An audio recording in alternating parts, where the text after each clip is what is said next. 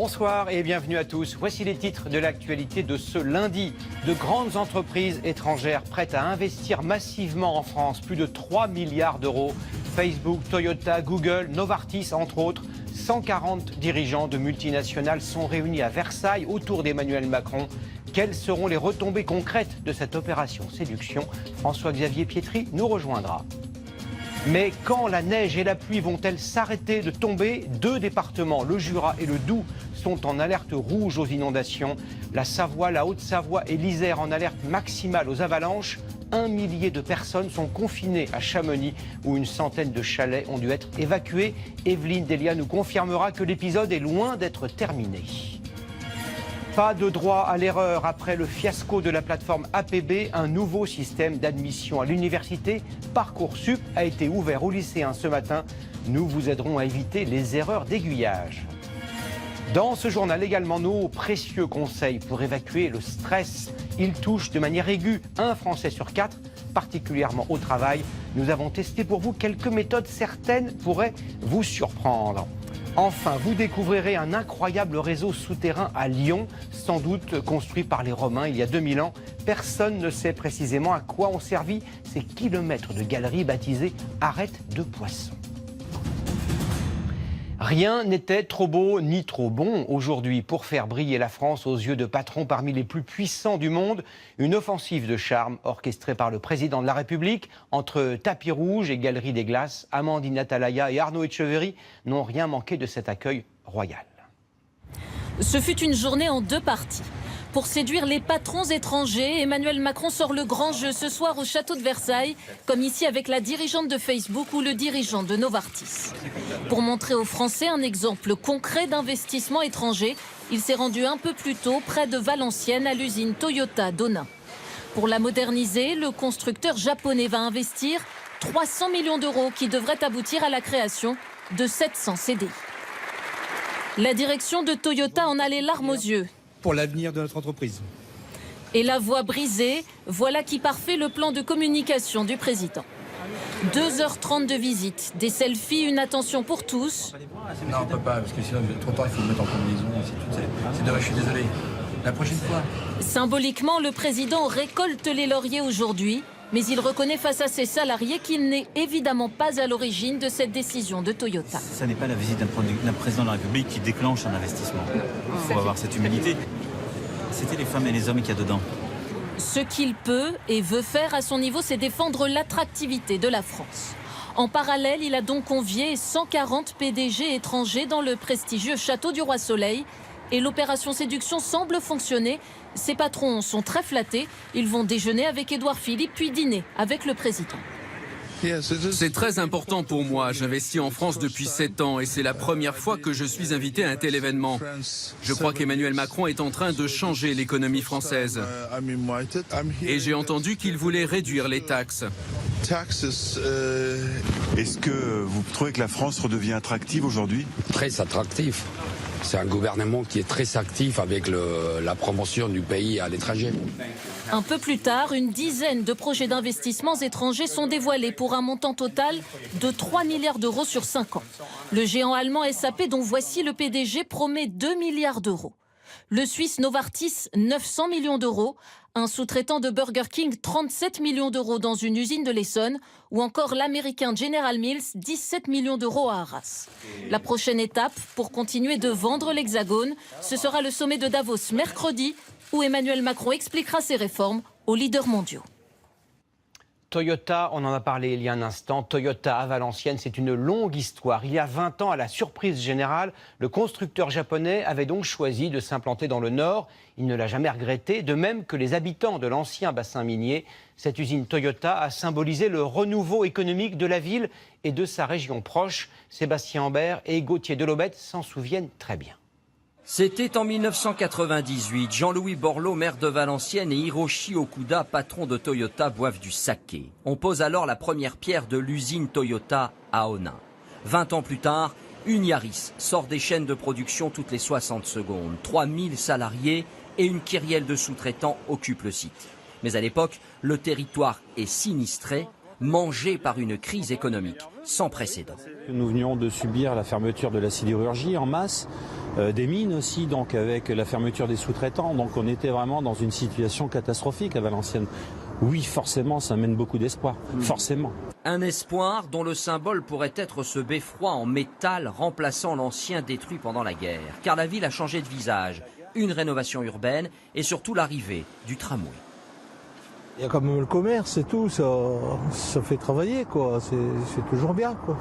Et pourtant, Toyota ne peut pas masquer toutes les difficultés économiques du territoire. Encore aujourd'hui, à Valenciennes, le chômage est de 6 points supérieur à la moyenne nationale.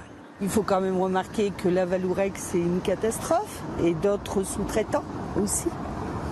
Et ça, c'est dans le journal, ça paraît tous les jours.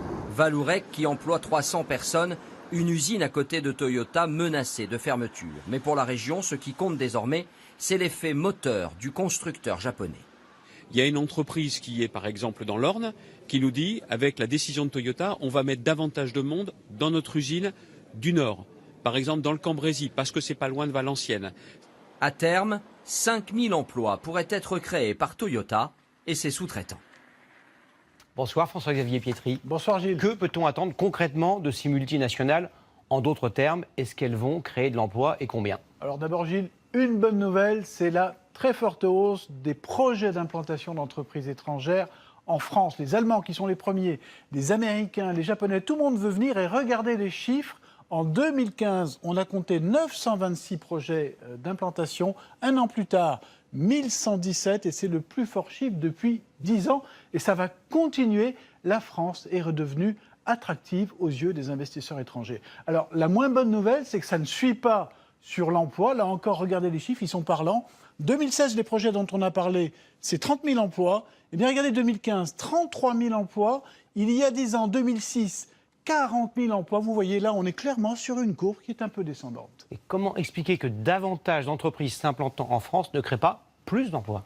C'est simple, en réalité, c'est que ces entreprises, elles accélèrent sur les services, elles accélèrent sur la recherche et le développement, qui sont des secteurs qui demandent moins d'emplois que l'industrie, qui, elle, est en perte de vitesse. Alors, en sortant le grand jeu à Versailles, en poussant les feux à Valenciennes avec Toyota, c'est cette courbe de l'emploi qu'Emmanuel Macron veut inverser. Merci beaucoup François-Xavier.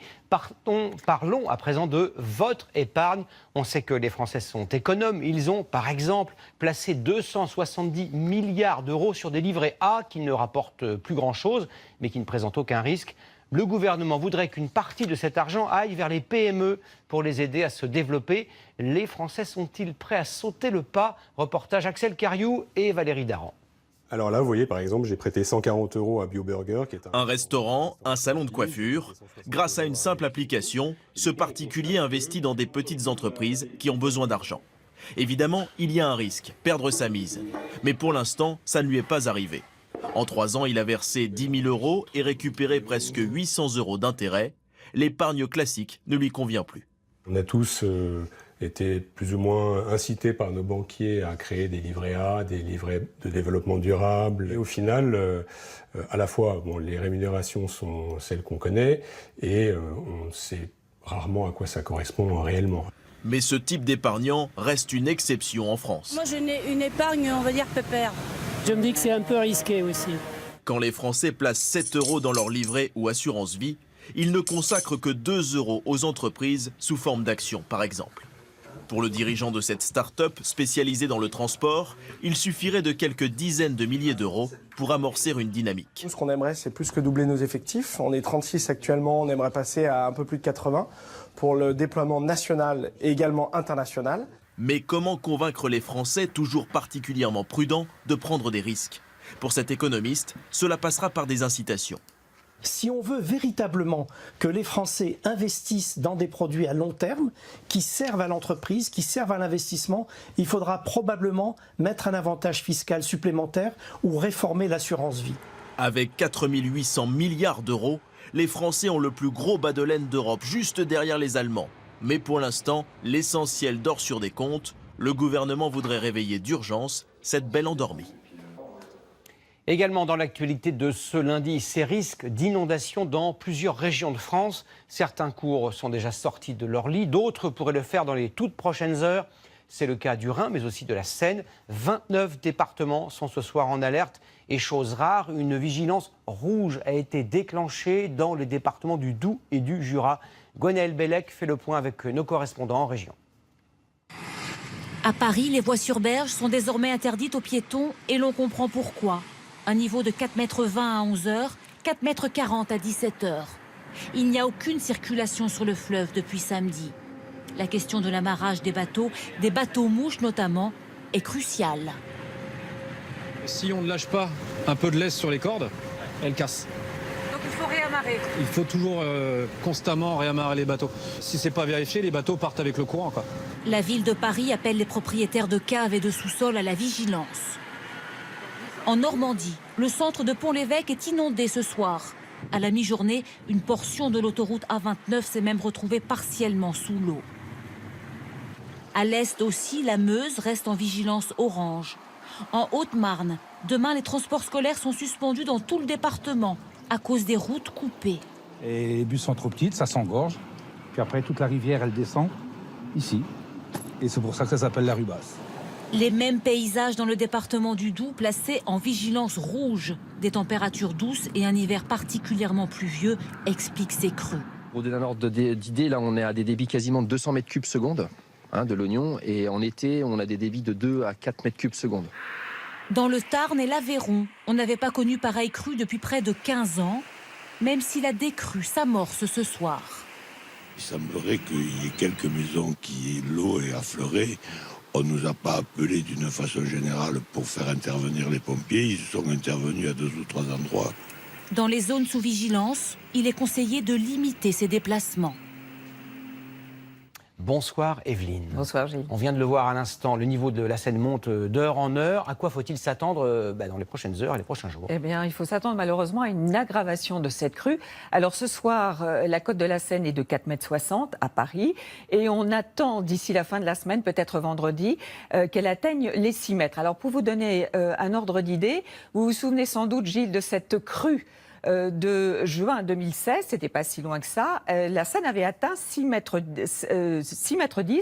Et puis, il y a évidemment cette crue historique de 1910 où là, la Seine avait atteint 8,62 m. Et comment on explique techniquement ces crues, sachant qu'il n'y a pas que la Seine qui est concernée, on l'a dit, d'est en ouest, dans tout le pays, le niveau monte? Eh bien, tout simplement parce qu'on a un mois de janvier extrêmement pluvieux. On a un excédent de pluie entre 50 et 100%, c'est énorme. Et puis des températures extrêmement douces qui font notamment fondre la neige. Alors justement, figurez-vous qu'aujourd'hui, Gilles, on a battu des records de douceur pour les températures minima. Voici ces 3 exemples de villes du Sud. Alors ça veut dire concrètement que cette nuit, le thermomètre n'est pas descendu en dessous de 14 à 15 degrés, alors que la moyenne normale en janvier est de 5 degrés. Et puis en montagne, la limite pluie-neige était haute, entre 1500 et 1800 mètres. Ce qui signifie que toute cette neige, évidemment, c'est la débâcle et elles fond. Bien évidemment. Merci beaucoup Evelyne pour ces explications. On vous retrouve juste après ce journal. Vous nous parlerez également d'une autre alerte. Météo France a placé ce soir 3 départements en alerte orange pour des risques d'avalanche.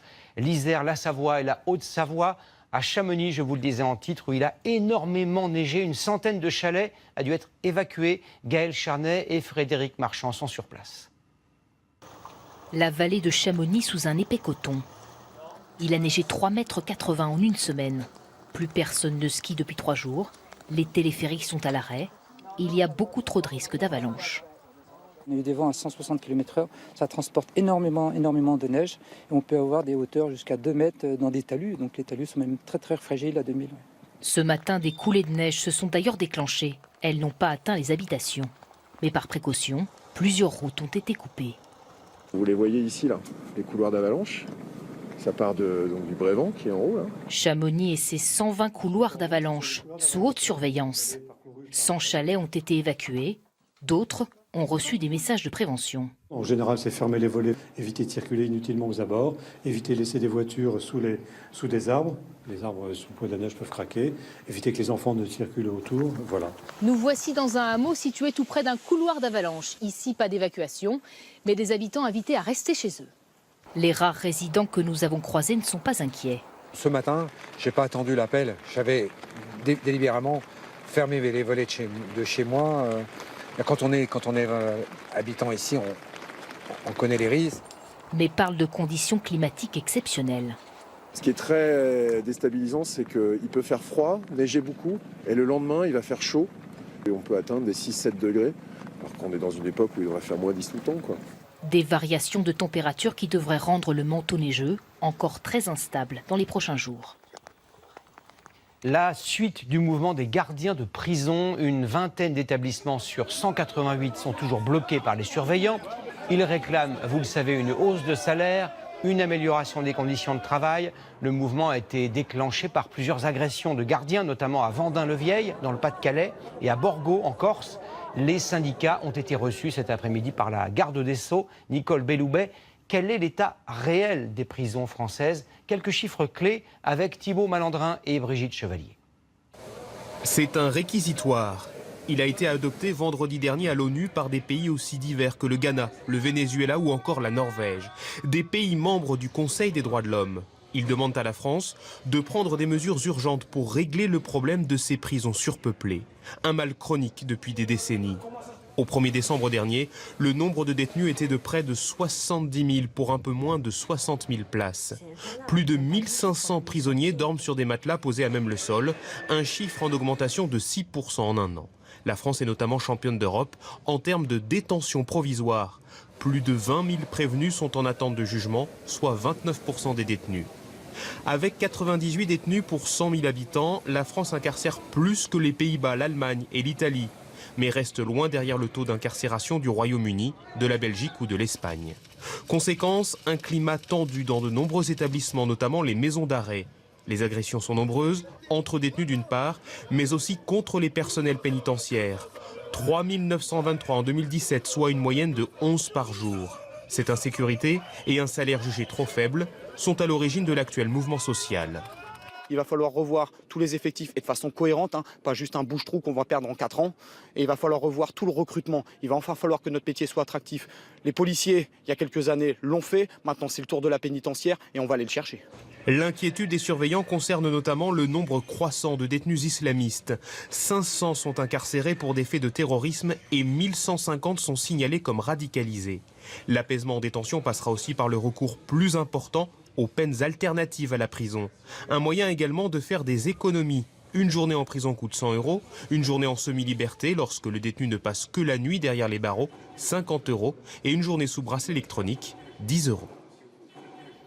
À l'étranger, troisième journée de combat très violent dans la province d'Afrin en Syrie. L'armée turque tente avec des blindés et des avions de déloger les forces kurdes de la région. Des combattants kurdes considérés comme terroristes par le président turc Erdogan. Des combats qui auraient fait plus de 50 morts. Le Conseil de sécurité des Nations Unies doit se réunir ce soir à New York à la demande de la France. C'était dans ce journal. Mercredi dernier, le Premier ministre Édouard Philippe exigeait la libération de tous les axes routiers de la ZAD. 5 jours après l'abandon du projet d'aéroport de Notre-Dame-des-Landes, les premières opérations de nettoyage ont commencé sur l'une des routes occupées illégalement depuis 5 ans. Julien Beaumont et Gilles Parot ainsi qu'Alexandre Godin étaient sur place.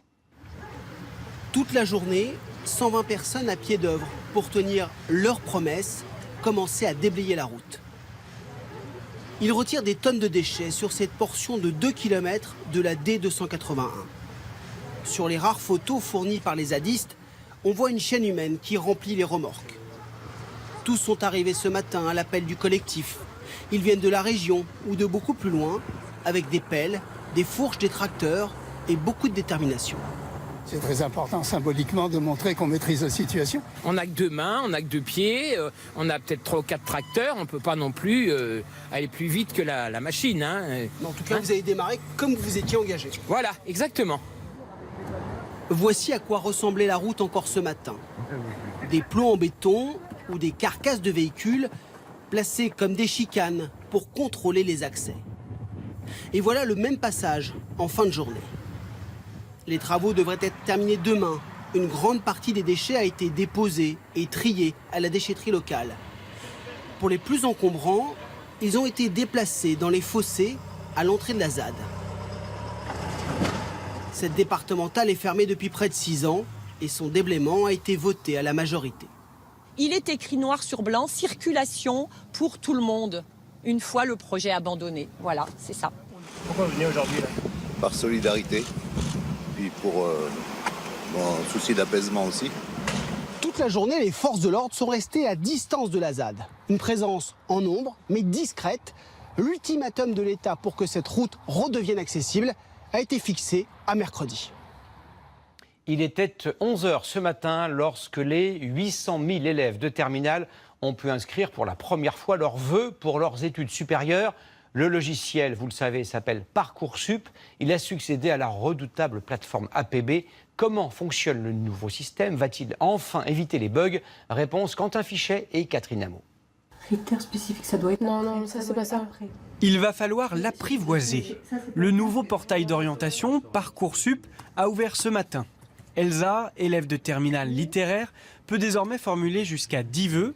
Son choix, une licence d'anglais. Je passais par un peu tout, plein d'idées de vétérinaire, architecte. Ça a été un petit peu compliqué, mais je suis contente que ce soit de plus en plus clair aujourd'hui. Pour les indécis, justement, le nouveau site détaille chacune des 13 000 formations. Les débouchés, le taux d'insertion professionnelle et même le nombre d'admis. Nombre de places offertes sur la plateforme 15 ? C'est pas beaucoup. Tu le découvres ? Ouais, c'est pas très rassurant par contre ça. Je suis étonnée que pour une formation relativement classique, on offre 15 places, c'est-à-dire qu'il y a une seule classe. Rassurer les parents, mais surtout les élèves. C'est l'objectif des professeurs principaux. Dans ce lycée parisien, ils rencontrent donc les terminales un à un. Les DUT, ça ne m'intéressait pas vraiment parce que c'est pas ça qui m'intéresse. D'accord. Après, tu peux intégrer des fois des écoles d'ingénieurs. Une fois qu'ils ont formulé, on voit ce qui va pas. On appuie là où ça fait un peu mal, où il n'y a pas beaucoup de motivation, où il n'y a pas beaucoup de connaissances, pas beaucoup de recherche, pour essayer de les amener vers quelque chose qui pourrait leur plaire. La classe entière est aiguillée, accompagnée sur la plateforme pendant cette session collective. L'enjeu, éviter les mauvaises surprises de l'an dernier. La difficulté avec APB, c'était très technique dans la gestion des vœux. Là, ça allait un petit peu moins. Si tu veux mettre quelque chose, de toute façon, tu pourras toujours le changer. Plus de 800 000 élèves sont attendus sur Parcoursup. Ils ont jusqu'au 13 mars, 18h, pour saisir leurs vœux. L'actualité, c'est aussi cette nouvelle étude qui concerne l'adolescence. Elle a été publiée dans la très sérieuse revue médicale britannique The Lancet et elle nous révèle que ce que l'on appelle parfois l'âge ingrat débute en réalité beaucoup plus tôt et se termine bien plus tard que nous le pensions. Les ados version 2018 ont donc entre 10 et 24 ans. C'est notre question du jour. Bonsoir Charlotte Casanova. Bonsoir. L'adolescence dure-t-elle vraiment plus longtemps qu'avant? Et si oui, pourquoi? Parce que ça nous surprend quand même beaucoup, le résultat de cette étude. Et c'est très sérieux, Gilles. Ce sont des scientifiques qui l'affirment. Ils s'appuient pour cela sur des facteurs d'abord physiologiques. La puberté, par exemple, elle est précoce. Elle est à présent à 10 ans. Et pourquoi elle est si tôt? Tout simplement parce que dans les pays développés, le niveau de vie est meilleur, l'alimentation plus riche et plus équilibrée. Pourquoi l'adolescence finit-elle plus tard, à l'âge de 24 ans? Là, ce sont deux autres facteurs. D'abord, les scientifiques se sont rendus compte que le cerveau pouvait se développer après 20 ans. Et puis, si nous estimons que la sagesse arrive en même temps que les dents qui portent le même nom, eh bien sachez, Gilles, qu'elles peuvent apparaître après 25 ans, ces dents. Alors ça, ce sont des explications physiologiques. Il y a aussi d'autres facteurs, ce qu'on appelle le sociétal. Si nous estimons à présent que nous entrons dans l'âge adulte à partir du moment où nous travaillons, eh bien les jeunes d'aujourd'hui, ils en sont un petit peu plus loin que ceux d'avant. La moitié des Français environ suivent des études supérieures. Donc ces jeunes, ils peuvent être atteints du fameux syndrome du Tanguy. Vous le connaissez bien ce syndrome, Gilles. Ce jeune assis dans le canapé de ses parents pour une durée indéterminée. Du coup, cela diffère forcément les premiers moments en couple, le premier enfant. En France, ce premier enfant pour la femme, il arrive un petit peu après 30 ans. Merci beaucoup Charlotte. Un chiffre à présent que vous, Charlotte, connaissez forcément. 1 Français sur 4 souffre de stress aigu, un état d'alerte quasi permanent qui s'aggrave parfois sur le lieu de travail. Alors pour se libérer de leur anxiété, de très nombreux Français pratiquent le yoga ou la méditation.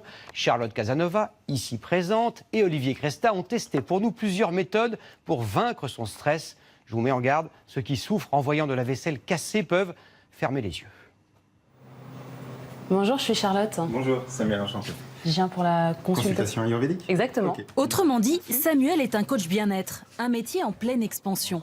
Un Français sur 4 admet aujourd'hui souffrir d'hyperstress au travail. Je pense qu'il y a à la fois une prise en compte du stress, déjà, qui n'est pas normale. Ça, c'est la première chose. Et la deuxième chose, les gens se rendent compte qu'ils peuvent prendre du temps pour eux. Et que c'est important, en fait, de prendre du temps pour eux. Ces séances ont un prix, 80 € l'heure. Elles se déroulent habituellement chez le patient. Samuel observe son mode de vie. Et puis, un bilan accompagné d'une feuille de route est établi. Première recommandation, apprendre à respirer. On y va, inspirez. Et ce n'est pas si évident. Et de nouveau inspirez. 1, et oui, la nuit travail. 2. Ces exercices sont à faire tous les matins. Il est recommandé de les coupler à une activité plus tonique. Il y a quelques mois, une Fury Room a été ouverte à Paris. Bouteilles, meubles, vaisselle, ordinateurs recyclés.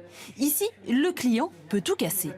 Est-ce que vous pensez que ça détend vraiment? Apparemment, oui, ça détend. Les gens, ce qu'ils nous disent en sortant de leur séance de Fury Room, c'est qu'ils sont vraiment bien détendus et qu'ils pensent juste aller prendre une douche et aller se poser dans leur canapé ou dans leur lit. Les tarifs varient en fonction du nombre d'articles, de 10 à 40 € pour une personne. D'abord, s'équiper, car ce défouloir n'est pas sans danger. Parce que je risque de me prendre des éclats, c'est ça? C'est ça.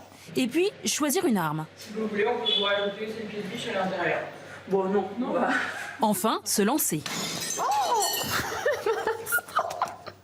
le truc que tu ferais jamais chez toi. Ah, mais ça fait hyper mal aux mains, en fait. Ça détend, mais moi je trouve ça un peu violent. On va s'arrêter là et on va se diriger vers la méditation. Direction ce bar à méditation en plein centre de Paris. Un lieu né d'un simple constat. Le numérique fait qu'aujourd'hui on a beaucoup trop d'informations à traiter. Aujourd'hui, en 2 mois de temps, on a plus d'informations à traiter qu'au paléolithique en une vie entière. Notre cerveau n'est pas fait pour toutes ces informations. La méditation devrait lui permettre de prendre du repos. On lâche le passé, on lâche le futur, le dos est droit. Mais sa pratique n'est pas innée. On reste vraiment une demi-heure dans la même position. La séance de 30 minutes coûte 20 €. Bien plus courant, les bars à sieste. À Lille, seconde ville de France la plus stressante après Paris, le propriétaire a choisi d'innover. Fauteuil massant, réalité virtuelle. Difficile de lutter contre le sommeil.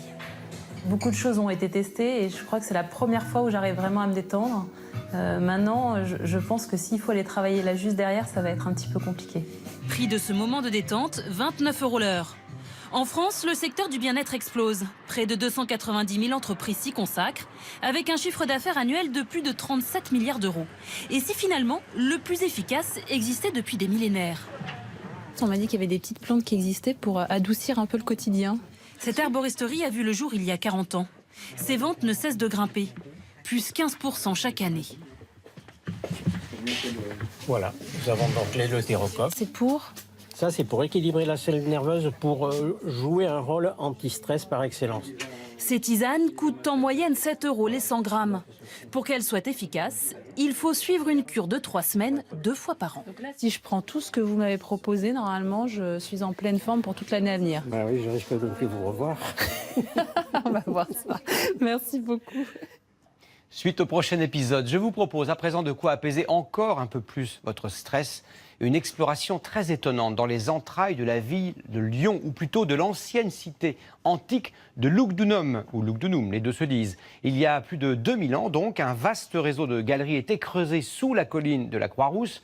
Aujourd'hui encore, nul ne connaît l'origine de cet étrange labyrinthe dont l'accès est interdit au public. Exceptionnellement, Michel Izard, Bertrand Lachat et Thierry Gippet ont pu explorer les mystérieuses arêtes de poissons. On a eu un tel choc lorsqu'on a découvert l'ampleur de l'ouvrage. J'en ai passé quelques nuits blanches. Ils n'ont pas fait ce travail-là gratuitement, ça avait un but qui nous échappe. On peut imaginer un tas de trucs et quand on saura, on sera peut-être déçu ou alors émerveillé. Sous les pentes des ruelles de la Croix-Rousse, dont les noms laissent percer un goût d'étrangeté, Lyon, ville des Lumières, cultive une part d'ombre. Elle cache dans ses entrailles une histoire encore mystérieuse.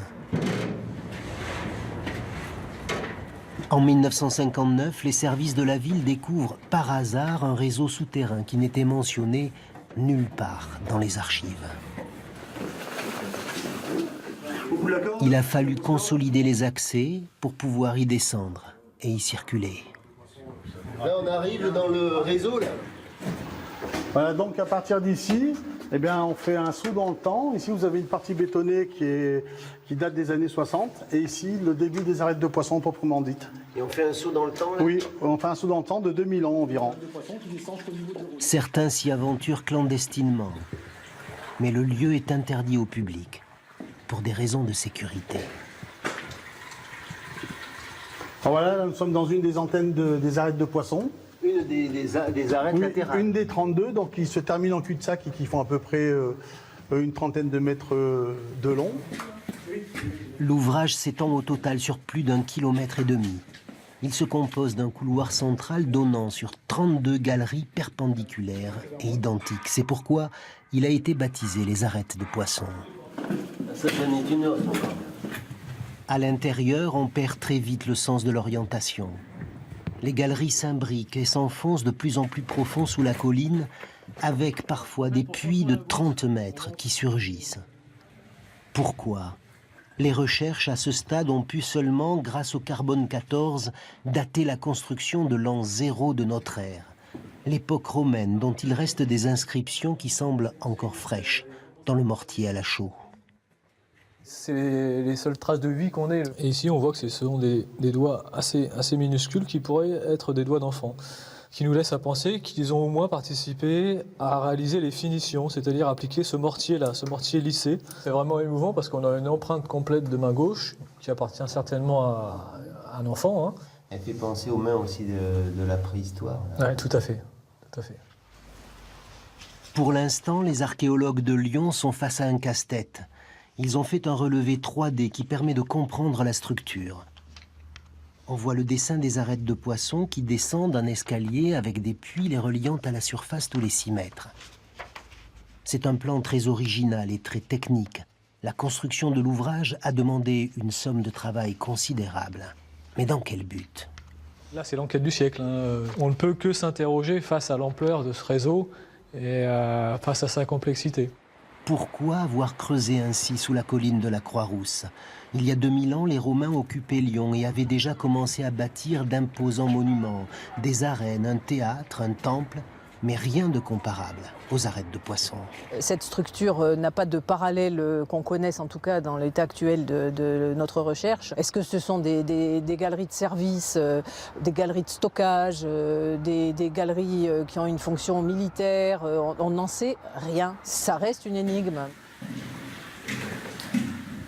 Il faut se transformer en poisson là, pour aller un peu plus bas, si on ne veut pas être carrément mouillé. Au bout du chemin, au pied de la colline, les arêtes de poissons ont été envahies par la montée des eaux du Rhône. À l'époque romaine, c'était pas inondé ici? Eh ben non, sans doute non. Il y avait peut-être un peu d'eau de ruissellement de la balme, de la colline, oui, mais pas un tel niveau d'eau. À l'origine, les galeries devaient déboucher sur le fleuve et se connecter à d'autres réseaux souterrains. Les accès sont bouchés, on ne peut pas aller plus loin, mais le lieu nourrit l'imaginaire. Certains pensent qu'il abritait des cérémonies, d'autres un trésor. Il faudrait pouvoir lancer des fouilles pour éclaircir enfin le mystère des arêtes de poissons. Avant de refermer ce journal, regardez donc notre photo du jour. Pendant toute sa carrière, il a évité d'utiliser ses mains et il excellait plutôt balle au pied. Mais aujourd'hui, l'ancien ballon d'or George Weah a prêté serment, la main levée, comme président du Liberia. Il a été acclamé par des dizaines de milliers de supporters réunis. Cela était sans doute le destin dans un stade de football de la capitale, Monrovia. C'est donc la fin de ce journal. Dans un instant, le tirage du loto, la météo à suivre très attentivement, signé Evelyne Delia, puis Nicolas Canteloup et Nico Saliagas avant votre série Sam. Demain à 13h, un grand spécialiste du yoga, Jean-Pierre Pernaut. Je vous retrouve avec grand plaisir à 20h. Bonne soirée à tous. À demain.